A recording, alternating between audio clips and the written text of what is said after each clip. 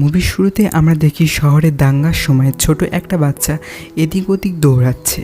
সেই সময় তার বোন জাহ্নবীকে সে খুঁজতে থাকে অ্যান্ড তখনই ওই জায়গায় একটা বড় ব্লাস্ট হয়। আর তখনই আমরা অরবিন্দ নামের একটা ছেলেকে দেখি যে সে স্বপ্ন থেকে জেগে ওঠে। আসলে আমরা যে বাচ্চাটিকে দেখছিলাম সে অরবিন্দ ছিল।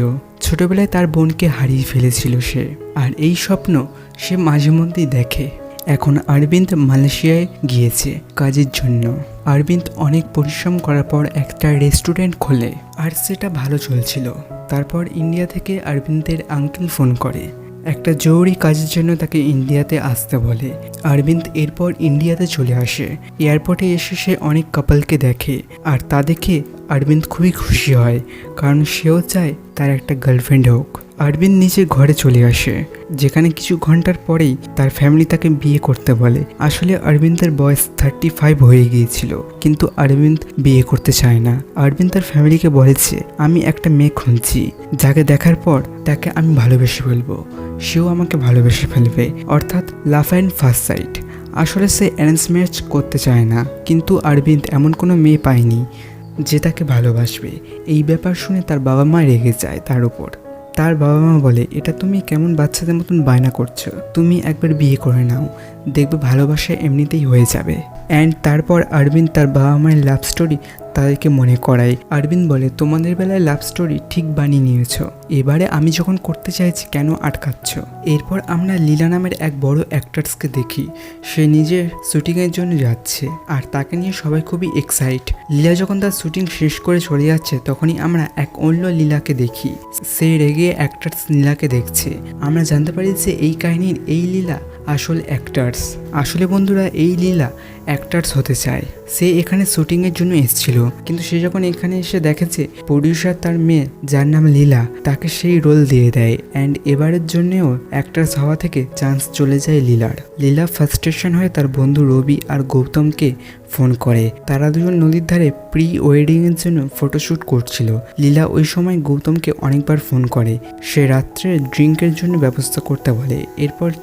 তারপর আমরা ফানি সিন দেখতে পাই। আসলে গৌতম ওই কাপলকে বলছিল যে বিচের মধ্যে শুয়ে পড়তে। এদিকে যখন গৌতম ফোনে কথা বলছিল, তখন নদীর জল চলে আসে আর ওই কাপলরা পুরো ভিজে যায়। তারপর গৌতম তাদেরকে অনেক বুঝিয়ে ফটোশ্যুট শেষ করে।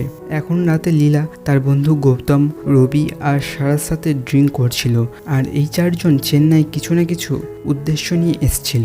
আসলে লীলা অ্যাক্ট্রেস হতে চায়। তার বাবা খুবই স্ট্রিক্ট, তার বাবা চায় না যে লীলা অ্যাক্ট্রেস হোক, কিন্তু লীলা মিথ্যে কথা বলে চেন্নাই চলে এসছে, আর সে 4 বছর ধরে চেন্নাই থাকে। তখনই লীলার বাবা লীলাকে ফোন করে লীলাকে ঘরে ফিরে আসার জন্য, কেননা লীলার গ্র্যান্ডফাদার মারা গিয়েছে। তারপর লীলা তার বাড়িতে যায়, আর ওখানে যখন লীলা তার কাজ করছিল, তখনই অরবিন্দের নজর লীলার ওপর পড়ে। সে প্রথম দেখাতেই ভালোবেসে ফেলে। আর এদিকে লীলার বাবা আর অরবিন্দের বাবা খুবই ভালো দুজনে বন্ধু।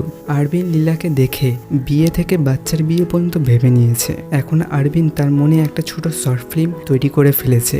যখন অরবিন্দের মা তার ছেলের দিকে তাকায়, দেখে যে তার ছেলে লীলার দিকে তাকিয়ে আছে। এদিকে তার মা বুঝতে পেরে গেছে যে তার ছেলে লীলাকে পছন্দ করে ফেলেছে। অরবিন্দ খুশিতে নাচতে শুরু করে, কিন্তু এদিকে লীলার মা অজ্ঞান হয়ে পড়ে যায়। আর তখনই আমরা জানতে পারি যে লীলার মা একটা রোগের কারণে অজ্ঞান হয়ে পড়েছিল।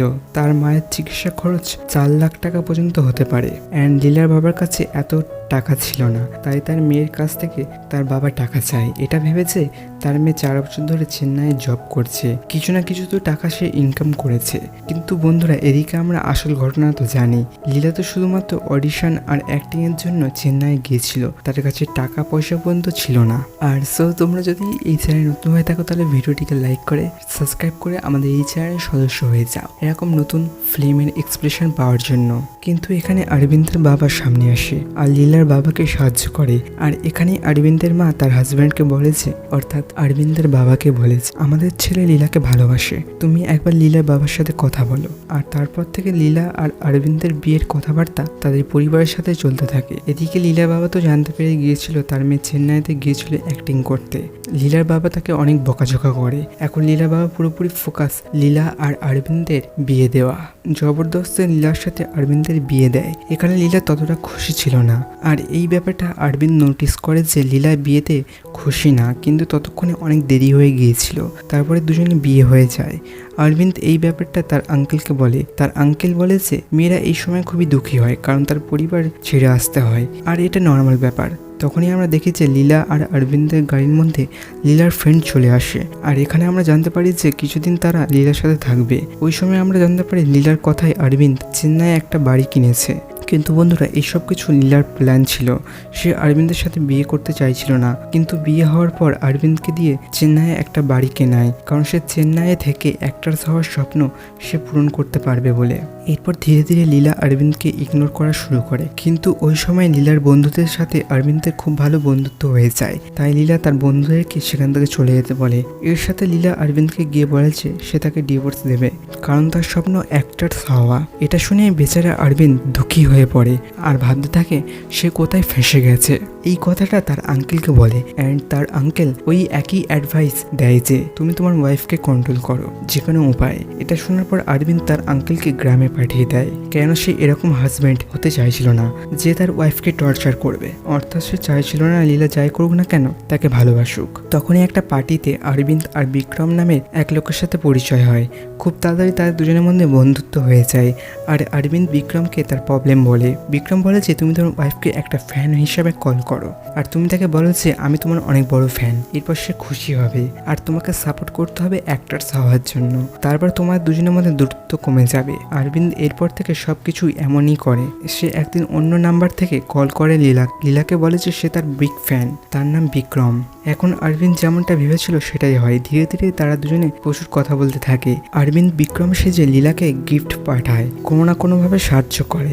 লীলা তো ভেবেছিল এইসব কিছু তার ফ্যান করছে, কিন্তু সেটা তো ছিল অরবিন্দ। এর মধ্যেই একদিন লীলার অডিশন দেওয়ার জন্য একটা ডাইরেক্টরের কাছে যায়। অরবিন্দ লীলাকে ডাইরেক্টরের কাছে নিয়ে যায়, যেখানে অরবিন্দ নোটিশ করে যে লীলা খুবই দুঃখী। লীলা তার কারণ বলে না, কিন্তু রাতে যখন সে বিক্রমের সাথে কথা বলে তখন লীলা বলে যে আমি যখন অডিশন দিতে গিয়েছিলাম তখন ডাইরেক্টর আমাকে বাজেভাবে দেখছিল, এই জন্য আমি অডিশন না দিয়ে চলে আসি। এটা শুনে অরবিন্দ খুবই রেগে যায়, আর ওই ডাইরেক্টরকে গিয়ে মারতে থাকে, আর বলে যে এরপর থেকে কোনো মেয়ের দিকে বাজেভাবে তাকাবে না। ওখান থেকে আসার পর অরবিন্দ দেখে যে লীলা আর তার বন্ধুরা খুবই দুঃখী হয়ে বসে আছে। তার কারণ জিজ্ঞাসা করার পর তারা বলে যে আমরা চারজন এসেছিলাম যে যাতে আমরা ইন্ডাস্ট্রিতে কিছু করতে পারি। গৌতম ডাইরেক্টর হতে চায়, রবি ক্যামেরাম্যান, সারা মেকআপ আর্টিস্ট, আর এদিকে লীলা অ্যাক্টার্স। অরবিন্দ জিজ্ঞাসা করে একটা মুভি প্রডিউস করতে কত টাকা লাগবে। তখন গৌতম বলে কম করে 2 কোটি তো লাগবে। অ্যান্ড অরবিন্দ টাকা দেওয়ার জন্য রাজি হয়ে যায়, কিন্তু একটা শর্ত, মুভির হিরো হবে অরবিন্দ, কারণ মুভি রোম্যান্টিক ছিল। অরবিন্দ চায় না যে লীলা অন্য কারোর সাথে রোম্যান্স করুক। এখন পরের দিন থেকে মুভির শুটিং শুরু হয়। মুভির নাম হয় রোমিও। অ্যান্ড অ্যাক্টিং করতে অরবিন্দের খুবই প্রবলেম হয়, কারণ তার কোনো অ্যাক্টিংয়ের আইডিয়া ছিল না, কিন্তু শুধুমাত্র লীলার জন্য কোনো রকমভাবে অ্যাক্টিং শেখে। আর এরপর তার প্রবলেম হয়েছে সে কোনো হিরোর মতন লাগছিল না। তখনই সারা তার ব্যবস্থা করে দেয়। সারা অরবিন্দকে এতটা ভালো মেকআপ করেছে অরবিন্দকে হিরোর মতো লাগছিল। ওই সময়ের মধ্যে অরবিন্দ লীলার বাবার সাথে দেখা করে। তার বাবাকে বোঝায় যে লীলার স্বপ্ন তার অ্যাক্টরস হওয়া। যদি লীলা অ্যাক্টরস হয় তাহলে আপনার নাম উজ্জ্বল করবে, আপনাকে সাপোর্ট করা দরকার। আর তখন লীলার বাবার মাইন্ড চেঞ্জ হয়ে যায়। এখন লীলার অ্যাক্ট্রেস হওয়া নিয়ে কোনো রকম বাধা দেয় না তার বাবা। অন্যদিকে লীলা বিক্রমের কথাবার্তা হতে থাকে। বিক্রম তো অরবিন্দ বুঝতে পারে যে লীলা বিক্রমকে ভালোবেসে ফেলেছে। বিক্রম একদিন লীলাকে একটা আয়না গিফট করে, কিন্তু একদিন শুটিংয়ের সময় অরবিন্দের হাত থেকে সেটা ভেঙে যায়। লীলা দেখে তো প্রচুর রেগে যায়, আর সে শুটিংয়ে ফোকাস করতে পারে না। এরপর অরবিন্দ বিক্রম সেজে কল করে, আর লীলা নর্মাল হয়ে যায়। অরবিন্দ লীলার জন্য এত কিছু করছে কারণ সে লীলাকে অ্যাক্ট্রেস হতে দেখতে চায়। এরপর আগুনের সিন শুট করা হয়। এখন অরবিন্দের কাজ লীলাকে গুন্ডাদের হাত থেকে বাঁচিয়ে আগুন থেকে বাঁচতে হবে। এখানে জানেন যে অরবিন্দ আগুনকে খুবই ভয় পেত, কারণ সে ছোটবেলায় যে ভুলের কারণে তার ছোট বোনকে সে হারিয়েছিল, কারণ ওখানে একটা বড় ব্লাস্ট হয়েছিল। অরবিন্দ এটা মনে করেছে ওই ব্লাস্টের কারণে তার ছোট বোন ওখানে মারা গিয়েছে। ওই দিন থেকেই আগুনকে সে ভয় পেত। শুটিং এর সময় আমরা দেখি যে অরবিন্দ যে ডাইরেক্টরকে মেরেছিল ওই ডাইরেক্টর গুন্ডা পাঠায় অরবিন্দকে মারার জন্য। শুট শুটিংয়ের মাঝখানে অরবিন্দের উপর হামলা করে অ্যান্ড ওই সময় আগুনের কারণে অরবিন্দ কিছুই করতে পারে না, কিন্তু তখন মনের সাহস নিয়ে দাঁড়িয়ে পড়ে আর ওই গুন্ডাদের মারতে থাকে। তারপর অরবিন্দের আঘাত লাগার কারণে সে ওখানে অজ্ঞান হয়ে যায়। এরপর অরবিন্দকে হসপিটালে অ্যাড করা হয়। তখনই লীলা এসে বলে, আমি বলেছিলাম আমি তোমাকে ভালোবাসি না, তুমি ওখানে সাহায্য করার জন্য কেন এসেছিলে? এখানে তো তোমার কোনো স্বার্থ ছিল না, এত কিছু কেন করছো? এটা বলে লীলা ওখান থেকে চলে যায়। লীলা বাইরে থেকে বিক্রমকে কল করে, তাকে বলেছে যে কোনো স্বার্থ ছাড়াই একটা মানুষ কিভাবে এত সাহায্য করে। এর অ্যান্সার বিক্রম দেয় যে সে এমনটা করবে যখন সে কাউকে খুবই ভালোবাসবে। অ্যান্ড অরবিন্দ ভেবে নেয় যে শুটিং শেষ হওয়ার পরে লীলাকে ডিভোর্স দিয়ে সে মালয়েশিয়ায় চলে যাবে, কারণ অরবিন্দ জানতো লীলা তাকে ভালোবাসে না আর সে লীলাকে ফোর্স করতে চায় না। ওই সময় লীলা বিক্রমকে দেখা করার জন্য বলে। এরপর অরবিন্দ ওই জায়গায় যায় যেখানে লীলা বিক্রমকে আসতে বলেছিল। ওইখানে যখন লীলা অরবিন্দকে দেখে কিছুটা ভয় পেয়ে যায়। লীলা ভাবতে থাকে অরবিন্দ কিভাবে জানতে পারলো। অরবিন্দ বুঝে যায় লীলা বিক্রমকে ভালোবাসে আর লীলা বিক্রমকে আজ প্রপোজ করতে এসেছিল এখানে, কিন্তু এমনটা হয় না। অ্যান্ড ওই সময় একটা টুইস্ট দেখতে পাই। লীলা তখন ওখানে জাহ্নবীকে নিয়ে আসে আর লীলা জাহ্নবীকে খুঁজে পেয়েছিল। আসলে বিক্রম কথায় কথায় বলে দিয়েছিল যে ছোটবেলায় তার বোন জাহ্নবীকে একটা দুর্ঘটনায় হারিয়ে ফেলেছে, সে এখনো বেঁচে আছে কিনা জানে না। আর লীলা বিক্রমের বোন জাহ্নবীকে খুঁজে বের করে, এই জন্য বিক্রমকে আজকে দেখা করার জন্য বলেছিল। নিজের বোনকে দেখে অরবিন্দ কিছু রিয়াক্ট করে না আর বাইরে গিয়ে বিক্রম সেজে ফোন করে। সে লীলাকে বলেছে আজকে দেখা করতে পারবে না, তার জন্য সরি। এরপর অরবিন্দ তার সাইন করা ডিভোর্স পেপার লীলাকে দিয়ে দেয়। সে লীলাকে বলে যে কাল শুটিং শেষ হওয়ার পর আমি মালয়েশিয়ায় চলে যাব। পরদিন শুটিংয়ের সময় লীলা বিক্রমকে ফোন করে আর তখন অরবিন্দের ফোন বেজে ওঠে। এটাতে লীলা বুঝতে পারে যে অরবিন্দই বিক্রম। কিন্তু বন্ধুরা এই ব্যাপারটা লীলা আগে জানতে পেরেছিল।